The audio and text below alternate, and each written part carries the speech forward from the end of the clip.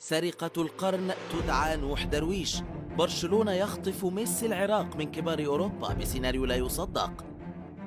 تاريخ برشلونة تغير بالكامل بسبب تعاقد جنوني مع صبي يبلغ من العمر 12 عاما ومصاب بنقص في هرمون النمو، وكتب عقده الأول على منديل في مطعم. ولاحقا أصبح هذا الطفل ليونيل ميسي أفضل لاعب في تاريخ برشلونة وفي تاريخ كرة القدم ربما. واليوم يبدو أن النادي الكتالوني قرر الرهان من جديد على تلك اللعبة. صحيح وأنه رهان أقل جنونا لأنه تعاقد مع لاعب أكبر وبدأ مسيرته الاحترافية بالفعل، ولكن التشابه بين الموهبة التي خطفها برشلونة وبين ليونيل ميسي يدفع الجميع لانتظار سيناريو يعيد في التاريخ نفسه في الفصول القادمة. برشلونة أعلن التعاقد رسميا مع الموهبة الألمانية نوح درويش، أو كما تنطق في ألمانيا نوا دارفيتش، وهو لاعب عراقي الأصل ويحمل الجنسية الألمانية والفرنسية إلى جانب الجنسية العراقية، ولكنه على مستوى كرة القدم تحول إلى لاعب ألماني ومثل المانشافت فيما يتعلق بمنتخبي تحت 17 عاما وتحت 19 عاما.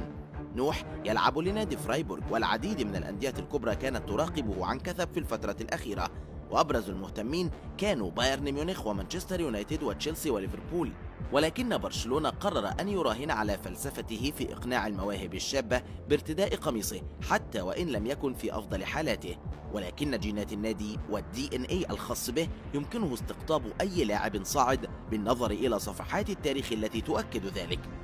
درويش يلعب بقدمه اليسرى ويمكنه اللعب في أكثر من مركز بين صانع الألعاب والجناح الأيمن، بتوظيف يشبه تماما أسطورة النادي الكتالوني ليونيل ميسي، ومسيرته السابقة تبدو مبشرة للغاية مقارنة بعمره الصغير، حيث شارك في 23 مباراة في منافسة الدوري الألماني للجنوب والجنوب الغربي تحت 17 عاما، كما شارك مع المنتخب الألماني في يورو الشباب العام الماضي مسجلا 9 أهداف ومقدما 5 تمريرات حاسمة، كما شارك مع منتخب ألمانيا تحت 17 عاما في 16 مباراة وسجل 5 أهداف.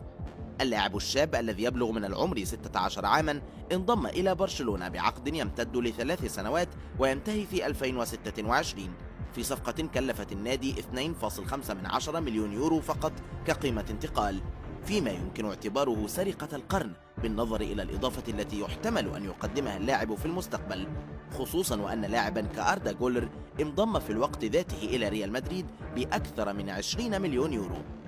قيمة الصفقة من الممكن أن ترتفع بالإضافات لتصل إلى 10 ملايين يورو بمكافآت تتعلق بتصعيده إلى الفريق الأول، وهو السيناريو الذي سيؤمن فيه برشلونة دفع قيمة الصفقة على دفعات صغيرة مما لا يؤثر بالسلب على ميزانيته، على أن تكون قيمة الشرط الجزائي في عقده مليار يورو، مما يؤمن بقاءه مع الفريق الكتالوني لسنوات طويلة، لكي لا تتكرر كارثة خطف نيمار بالشرط الجزائي من جديد في حال أصبح نوح درويش واحدا من بين اللاعبين الأفضل في العالم.